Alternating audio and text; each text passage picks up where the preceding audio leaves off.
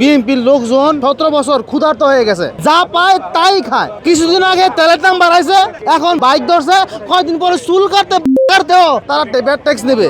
বাংলাদেশে 1971 সালের যুদ্ধ হয় পাকিস্তানের শোষণের কারণে। এই দেশে কাগজ উৎপাদন হতো, পাকিস্তানে সেই কাগজ সস্তা, বাংলাদেশে দাম। অর্থাৎ বাঙালি জাতি এটা পুরা কবইলা জাতি, জন্ম থেকে শোষণের শিকার।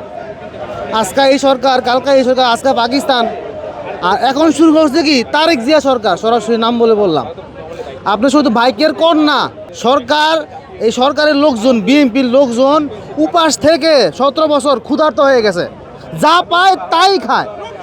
কিছুদিন আগে তেলের দাম বাড়াইছে, এখন বাইক ধরছে, কয়েকদিন পরে চুল কাটতে, বাল কাটতেও তারা ব্যাট ট্যাক্স নেবে।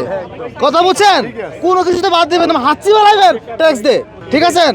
শুধু নাম হয় আওয়ামী লীগ সরকারের, এনসিপি, বিভিন্ন সরকারের, কিন্তু এই যে ইন্ডিয়ার সহযোগিতা নিয়ে সরকার ক্ষমতায় গেছে, কি করছে?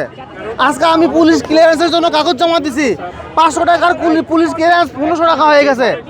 তাই আপনারা তো এটা ফলো করতে পারেন না? প্রত্যেকটা সেক্টরে 500 টাকাটা, 1500 টাকাটা, 200 টাকাটা, 2000 টাকা হয়েছে।